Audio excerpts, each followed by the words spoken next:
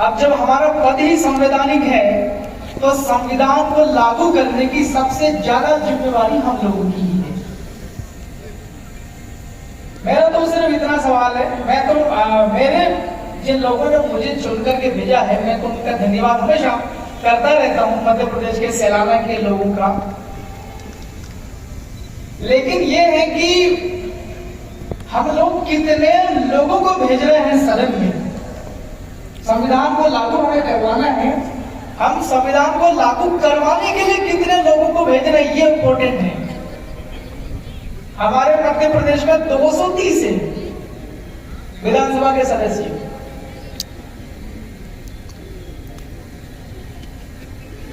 संविधान में प्रदत्त आदिवासियों के, दलितों की, मतलब पूरा बहुजन समाज अधिकारों पर खास करके वर्गों की चर्चा और वर्गों की चिंता करने वाले लोगों में मेरे को केवल अकेले को भेजा है, और भी लोगों को भेजना था। कम से कम 230 में से 116 भेज देते तो पूरे एमपी की सारी धांधली खत्म हो जाती। आपके राजस्थान में 200 है, कितने हैं? 3 पहले हुए थे, एक सांसद जी ने इस्तीफा दिया, एक फिर नए हो गए, वहां पर लग 4 हो गए। तो 200 में से 101 अगर आ जाते हैं तो आपकी राजस्थान की सारी धांधली खत्म हो जाती। तो मैं ज्यादा नहीं बोलूंगा, आज यहाँ बहुत बुद्धिजीवी लोग हैं सभी वर्गों की। हम लोग कम होते हैं, जैसे राजस्थान में भी 4 हैं, मैं मध्य प्रदेश में अकेला हूं। कुछ लोग कहते होंगे यार ये तो भारत आदिवासी पार्टी की बात कर रहा, हम तो सभी वर्गों के आए हैं। अभी गौरलाल परमार साहब कह रहे थे कि भाई सब लोग एकता कर दो। भाई समस्या तो सबकी कॉमन है ना, कॉमन प्रॉब्लम्स हैं, बहुत सारी प्रॉब्लम्स कॉमन है। आरक्षण का मसला हम लोग बहुत चिल्लाते हैं कि नौकरी नहीं निकल रही, बहुत पढ़ रहे हैं। भैया नौकरियां निकलवाने के लिए क्या करना पड़ेगा? लड़ना पड़ेगा ना। तो जिस जगह लड़ने की जो जगह है, प्लेस ऑफ फाइटिंग, उस जगह पर हमारे लोग कम हैं, संख्या बढ़ानी पड़ेगी। मैं सुझाव देके जा रहा हूं। मेरे को ये जानकारी मिली थी 4-5 दिन पहले कि उदयपुर के आसपास के जो गांव हैं, खास करके आदिवासी लोग ज्यादा रहते हैं गांव, अन्य समाज के भी हैं। उदयपुर के आसपास के गांवों के अंदर में भूमाफिया जो होते हैं, जमीन का कारोबार करते हैं, वो लोग आदिवासियों की जमीनें छीन रहे हैं लगातार। तो मैं वो समस्या समझने के लिए आया हूं। मेनली जो भूमाफिया गैंग होती है, ये भी जानकारी मिली है कि गांवों के अंदर डरा धमका कर जमीनें खरीदी जाती है। बिंदु नंबर 1 तो यह है कि आदिवासियों की जमीन गैर आदिवासी नहीं खरीद सकता। यहां पर यह बड़ी समस्या है। मैं तो मध्य प्रदेश का हूं, यहां पर तो 4 हैं, और भी बहुजन समाज के साथी कोई होंगे, वो चाहे आपका भीम आर्मी का हो, चाहे आपका कौन सा है, मायावती जी का हो। सभी लोगों की ये साझा जिम्मेवारी है। हम बहुत बड़ी बड़ी बातें उठा देते हैं। संविधान कोई छोटी मोटी चीज नहीं है। पूरी दुनिया का सबसे बड़ा अगर कोई संविधान है किसी देश का, वो भारत का है। सबसे बड़ा संविधान भारत का है। अब इतने बड़े संविधान को लागू करना कोई आसान काम नहीं है। अभी पूरे भारत में इतने राज्य हैं, देश हैं, सरकारें बनती है, 5 साल में कभी कभी लंबी चली जाती है, 10 साल तक चलती, कोई 15 साल तक चलती, कोई तो पहले आजाद हुआ था देश तो 50 साल तक लगातार चली है सभी राज्यों में। वो लोग जो है उतना ही संविधान को लागू कर रहे हैं जितना उनको जरूरत है। मुख्यमंत्री और प्रदेश का जो मंत्रिमंडल है वो और सरकार कौन से विचार वाले दल की है, उन लोगों को फायदा करने के लिए उतना ही संविधान लागू किया किया जा रहा, पूरा नहीं किया जा रहा। तो पूरा लागू करने के लिए हम सभी लोगों को इकट्ठा होना पड़ेगा। इकट्ठा होकर आज तो चर्चा कर रहे हैं, लेकिन जब मौका मिलता है हमें लागू हम कर सकते हैं विधानसभा या लोकसभा जाकर के, तब भी हमें एकता का परिचय दे करके करना पड़ेगा। अभी हम लगातार देख रहे थे कि सोशल मीडिया का जमाना है, जिन लोगों को एमएलए क्या होता वो भी नहीं होता, ऐसे लोग यहाँ विधानसभा जा रहे हैं। ये गलती किसकी है? उस भाई की गलती नहीं है जिसको एमएलए गया, तो उसकी कोई गलती नहीं, गलती सलोपर के लोगों की है। सलम्बर के लोगों ने केवल 2-3 हजार वोटों से जिताने का कोशिश किया था, उन्होंने गड़बड़ कर दी। 1012 से हराने का काम किया कि नहीं किया? तो हमारा ये जब ऐसा माहौल है, सफेद नीले पीले सारे कलर वाले विचार वाले अपन एकता में जा रहे हैं, तो जब ये जिम्मेवारी आती है कि संविधान को लागू अगर करना है, हमारे हक और अधिकार को सुरक्षित करना है, हक और अधिकार नहीं मिला है, चाहे वो आरक्षण का मसला हो, चाहे जल जंगल का मसला हो, इन सभी समस्याओं का समाधान करने के लिए एक ही समाधान है। आज की तारीख डेमोक्रेटिक कुटुंब संविधान की बात कर रहे हैं ना, आज संविधान का दिवस है 26 नवंबर, उसमें लिखा हुआ सारी समस्याओं का समाधान संविधान है, और संविधान के अंदर में एक लोकतंत्र है, डेमोक्रेसी जा रहे हैं।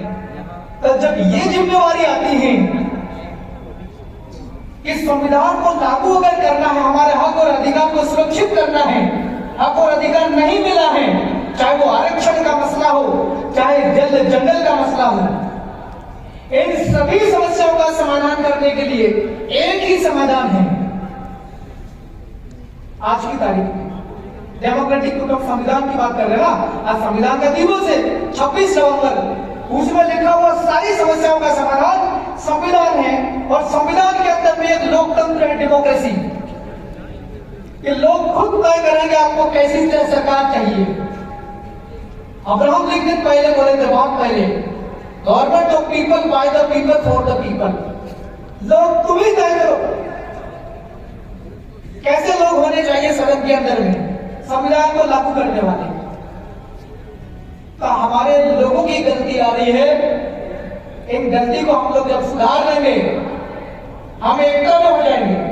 हमारी समस्याओं का समाधान कौन करेगा, ये हम अगर तय कर लेंगे, समझ लेंगे, तो हम सही आदमी भेज देंगे। तो फिर सही आदमी चला जाएगा, तो सही आदमी आपका संविधान लागू करवाएगा अपने सदन में। वहां तो हम लोग बोबड़े को भेज रहे, बोबड़े और मुंगी सदन में, और बाहर हम रेजा करते बड़ी बड़ी। तो गलती हमने भी है, इन गलती का हम लोग को सुधार करना होगा। और ये समय खास करके बहुत कठिन समय दौर जो है,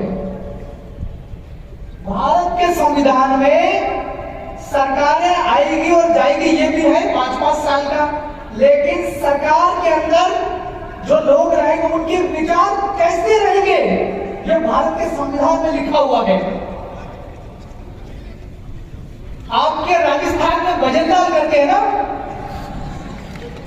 उसमें लिखा हुआ भारत के संविधान में कि भजनलाल को शपथ लेने, अनुच्छेद 188 के तहत शपथ में लिखा हुआ ईमानदारी के साथ लोगों की सेवा करके उसका निचोड़ समझेंगे तो। लेकिन क्या ये ईमानदारी के साथ करते हैं, जमीन पे काम करते हैं क्या? ये पूरी बेईमानी के साथ प्रदेश को चला रहे हैं। आज की तारीख में आप बात करो, संविधान में लिखा हुआ है, चाहे मुख्यमंत्री हो, चाहे विधायक हो, चाहे कोई आम आदमी हो, चाहे सरपंच हो, चाहे देश का प्रधानमंत्री हो, चाहे राष्ट्रपति हो, वो शपथ लेने के बाद उसके मन में विचार कैसे आने चाहिए, ये भारत का संविधान बताता है। समाज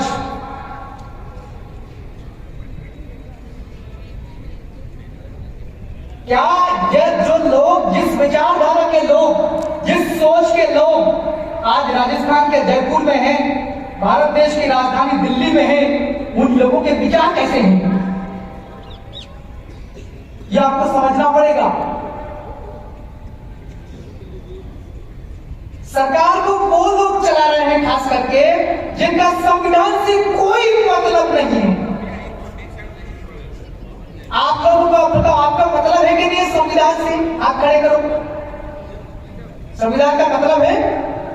आप नीचे करो, जरा विचार करो, आपका संविधान के साथ क्या रिश्ता है, क्या लेना देना आपका संविधान से? क्या लेना देना आपका संविधान से? वो तो बहुत बड़ा किताब है, बहुत कानून है उसमें, बहुत नियम है उसमें, बहुत नियम है। आपका क्या लेना देना उसमें?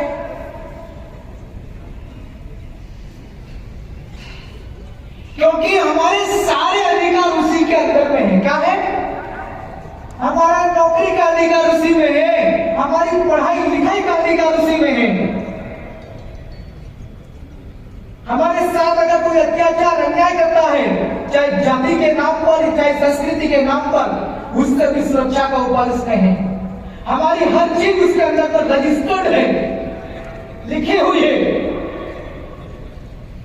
जब संविधान का सबसे ज्यादा ताल्लुक, सबसे ज्यादा संबंध, सबसे ज्यादा रिश्ता हमारा है उससे, और संविधान अभी किसके हाथों में है? जिसका संविधान से कोई रिश्ता नहीं है। पता है कि नहीं किसके पास संविधान? 2-4 भारत देश के व्यापारी हैं। व्यापार का मतलब समझता हो कि नहीं? सामान खरीदना, खरीद करके महंगे भाव में बेच देना, यही होता है ना व्यापार का मतलब। पीछे कैमरे लग रहे हैं, हाँ? चले जाओ पीछे, वहां आ जाओ। सामान खरीदना और नहीं मिल रहा तो फैक्ट्री डाल लो, कारखाना डाल लो, सामान पैदा करो, प्रोसेसिंग करो, तैयार करके थैले में भर के बेच दो महंगे भाव में, तो उसको मुनाफा मिल जाए, उसको कहते हैं व्यापार। और जो व्यापार करता है उसको कहते हैं व्यापारी। तो व्यापारी का काम क्या है? सामान खरीदना, खरीद के बेच देना। इधर गिरवा तरफ में मान लो किसानों की कोई उपज है, अनाज है, खेत में उगा, और या उदयपुर में जो खरीदते उनका काम क्या? खरीदना और बेचना। इनका कोई संविधान से ज्यादा रिश्ता तो नहीं है ना? हेलो, आप सो गए हो क्या? हाँ? अरे व्यापारी का संविधान से कोई ज्यादा मतलब तो नहीं है ना? हाँ? अरे भाई, सामान खरीदना और बेचना है तो संविधान का ज्यादा मतलब कहाँ है? मैं कह रहा हूं मतलब तो, लेकिन थोड़ा सा ज्यादा नहीं है। और सबसे ज्यादा मतलब किसके संविधान का? आदिवासियों का, दलितों का, अल्पसंख्यकों का, ओबीसी का, इन लोगों का है। इनके अधिकार है बहुत सारे।